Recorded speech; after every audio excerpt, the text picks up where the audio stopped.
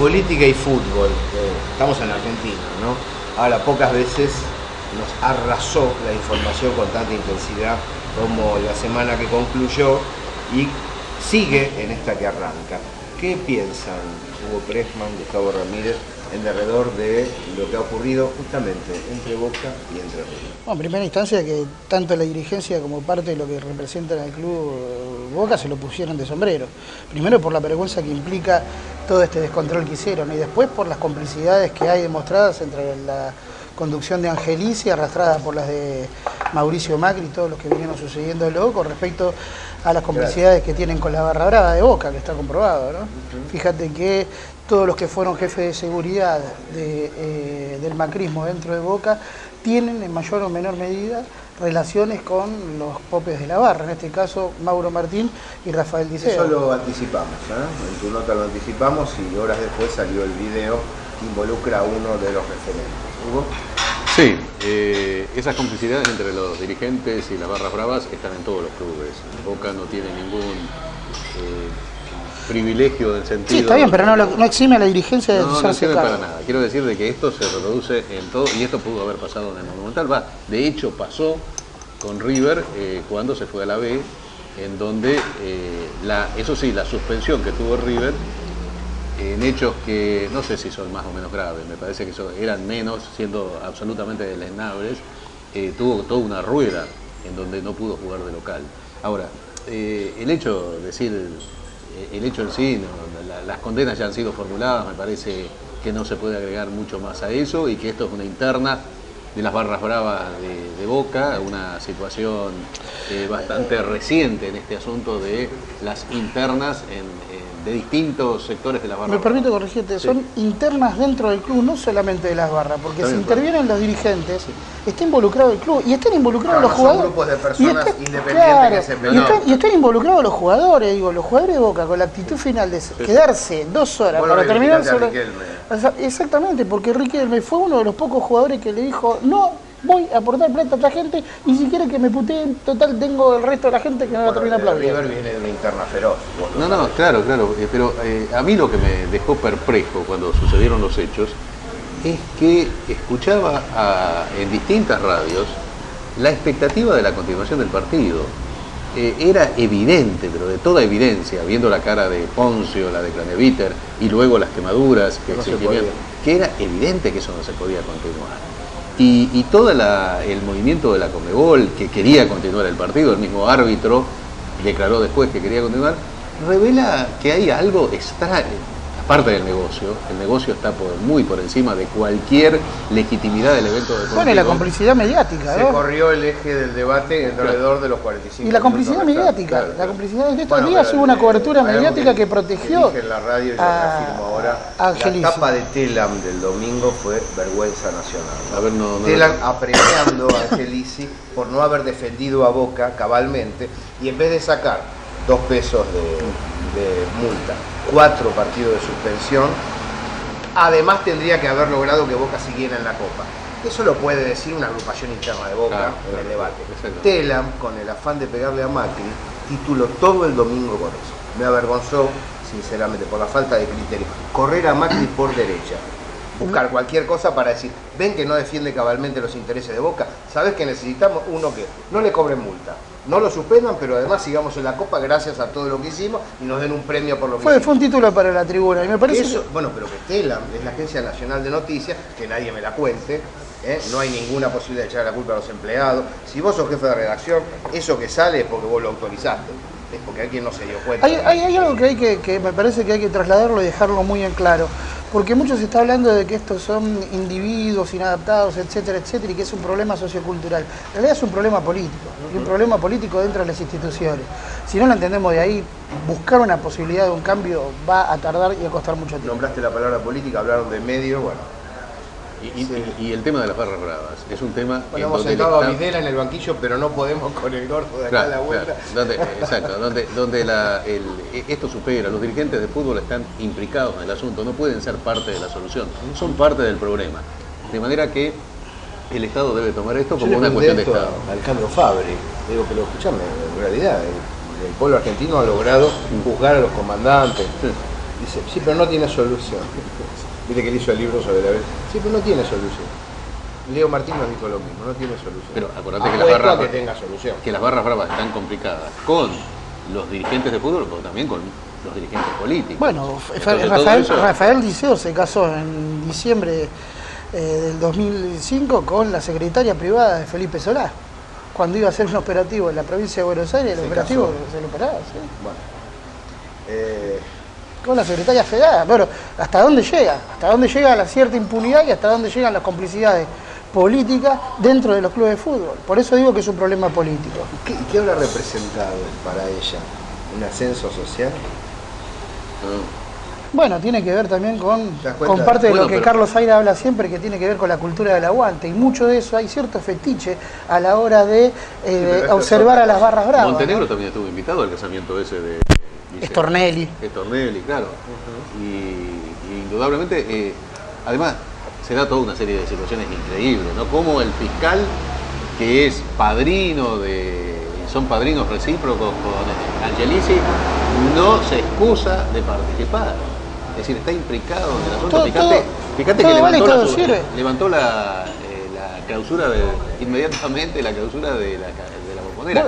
Y en el tema de Macri, indudablemente, a posteriori ha apostado fuerte, no me cabe duda, que lo llamó el presidente paraguayo para que interceda. A mí me llama poderosamente la atención que nadie le ha preguntado a Mauricio Macri, porque se fue antes de la cancha, a Angelici por qué tiene al jefe de seguridad que tiene hoy, que es un ex comisario retirado de la fuerza por Linda Garré, acusado de enriquecimiento ilícito y después absuelto por falta de mérito en componenda con el sistema judicial, ¿no?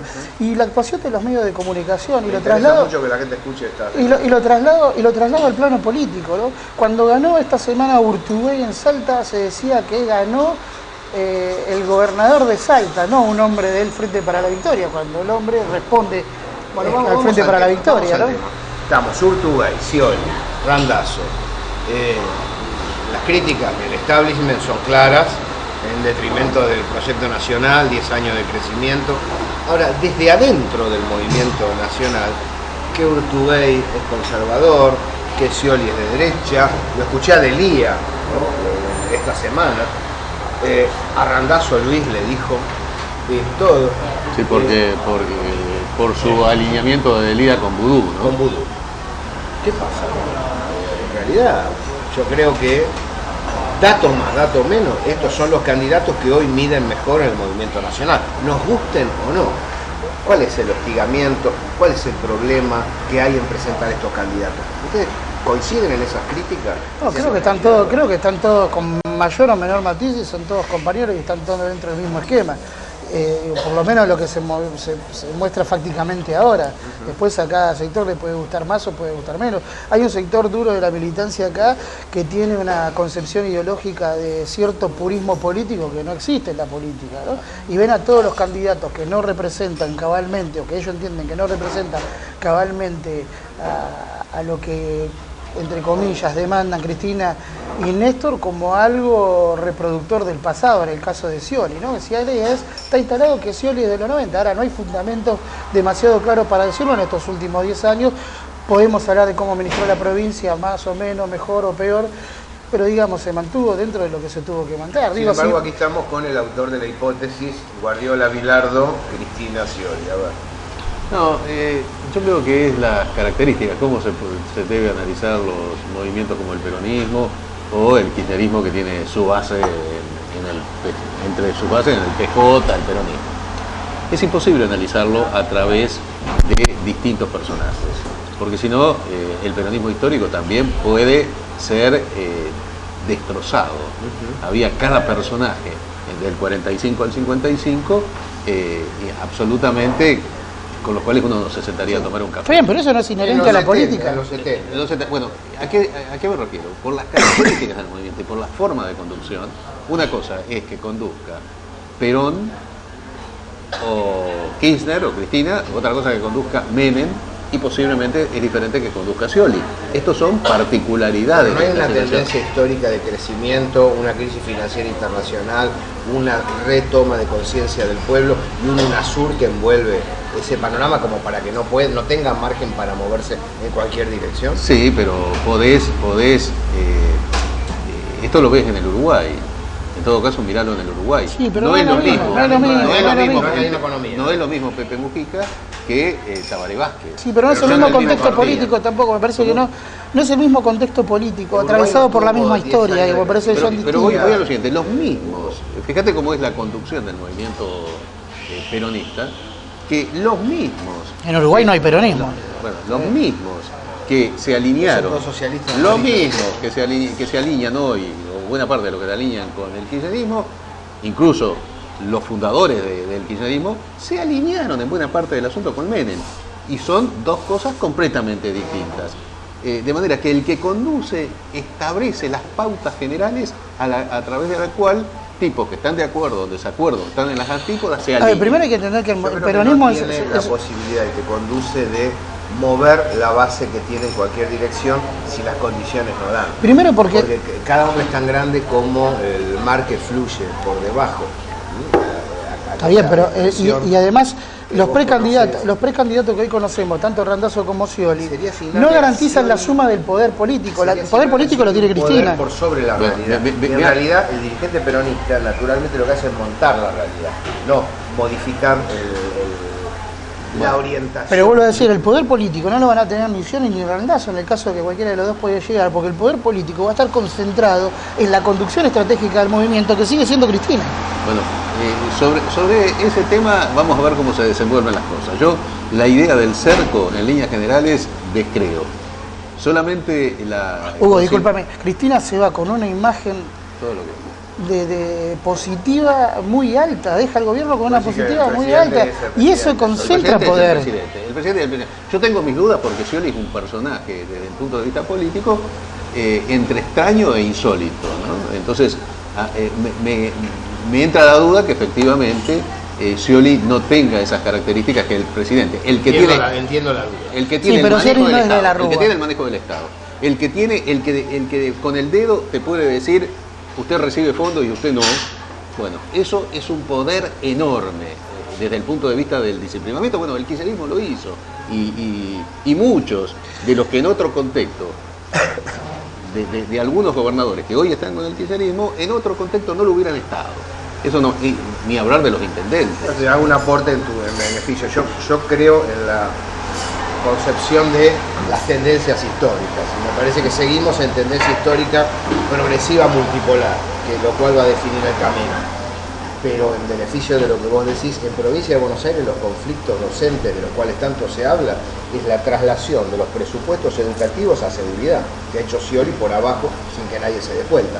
Es decir, en lugar de promover la asistencia a través de la educación, lo que promueve es el control de las zonas sin asistencia.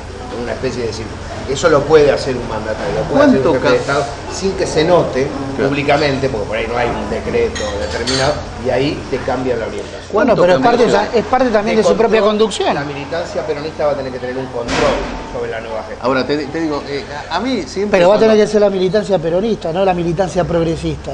Ahora, siempre cuando estoy en duda, porque esta es una cuestión dudosa, nebulosa, ver cómo se desnuda, miro qué hace el poder. Porque ellos tienen un olfato extraordinario. Se equivocan rara vez. Yo diría que con relación a quién es su enemigo no se equivocan nunca. Fíjate vos que Kirchner, que era un ignoto, que yo lo voté en su momento con serias dudas, con muchísimas dudas, simplemente porque le ganaba a Menem.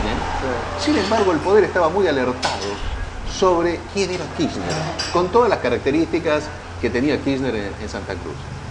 No veo esta preocupación hoy con Scioli. Y la preocupación que existe con relación a Scioli es fundamentalmente por si el kirchnerismo lo entorna o no, si lo limita, si lo acota y finalmente pase a ser un títere de la continuación del movimiento. Esa es su preocupación. Igual que hay una construcción social y política con la imagen de Scioli.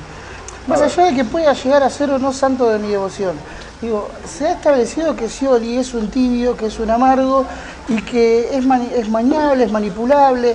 Scioli tiene que negociar con el Frente para la Victoria de la misma manera que el Frente para la Victoria tiene que negociar. Ahora, hay dos relaciones de fuerza que son distintas, porque vuelvo a decir, el poder concentrado en la política nacional y en la conducción del movimiento lo tiene la Presidenta de la Nación, no lo tiene Scioli. Scioli va a tener que negociar y va a tener un margen de maniobra muy escaso porque indefectiblemente a través de esa negociación va a estar condicionado por lo menos sus 2 primeros años de gobierno. Entonces no puede escindirse de ahí. Y porque también durante todo este tiempo, las críticas que le caen a Scioli, sacando las que se hicieron en esta mesa, que fueron puntualmente políticas, tienen que ver con posiciones morales, desde dónde viene y hacia dónde fue. Digo, con ese sentido, hay una militancia que no está viendo que dentro del Frente para la Victoria no queda nadie. Porque todos tienen un pasado acompañado o en el dualdismo o en el menemismo. Y entonces ahí es donde se equivocan, porque les cuesta comprender desde el progresismo cómo es el devenir del peronismo. Alguien me dijo en estos días que si el pejotismo era compañero. Y el pejotismo también, dentro de la estructura del Frente para la Victoria, es compañero. Hay veces en que esa característica de la que hablas nos garantiza una tendencia. Y hay veces que nos garantiza una reversión de las causas populares. Porque la oleada es importante. El rumbo internacional es importante y el impulso de cola de la economía nacional es importante. Y ahí el saber adecuarse es determinante para la pervivencia dirigencial. Pero sí, no necesariamente se adecúan a lo que uno como trabajador, como pueblo necesita. Igualmente a mí me hubiese gustado que el panorama de lo que tiene que ver con la interna a nivel nacional no hubiese quedado polarizado en dos precandidatos. Me hubiese gustado que por lo menos hubiera uno más, un tercero en discordia, para que pueda haber una más dispersión. Cristina pensó que eso era lo mejor. Nos quedan 30 segunditos, Hugo, si querés. Sí, yo creo que indudablemente en función de lo que hemos vivido en estos 12 años, todas las alternativas electorales que se ofrecen, o buena parte de las alternativas electorales en el Frente de la Victoria, para una cantidad de sectores es tragar sapos. La interna de la capital, bueno, lo más probable es que haya que elegir entre Larreta y Lustó. Creo que la mayor parte del Frente para la Victoria va a terminar votando a Lustó. Para mí no simplemente es para infligirle una derrota al macrismo. Es votar lo mismo, pero no. Claro. Es decir, el Frente para la Victoria tiene en la capital que votar en una interna macrista. En última instancia es eso, porque ambos candidatos tienen como referente a Macri. En el caso a nivel nacional o de las internas, tenés a Scioli y a Randazzo. Los veo a la gente de carta abierta rodeando a Randazzo, sí, y creo que más allá de la buena gestión en muchos aspectos de Randazzo, del cual se conoce poco por otra parte, hay muy pocos posicionamientos a nivel de política general. Totalmente. ¿No? Los pocos que hay no tan distintos al sciolismo. Claro, no hay demasiados. Entonces vos decís, uno ve la cara de Foster, al lado de Osami, y uno dice, hace 2 años, ¿pensarían en esa foto diciendo Randazzo mi candidato? No son tanto los méritos de Randazzo como los desméritos que se le atribuyen a Scioli. Quedan preguntas picantes sobre la mesa, ¿no? Nos encontramos la semana que viene.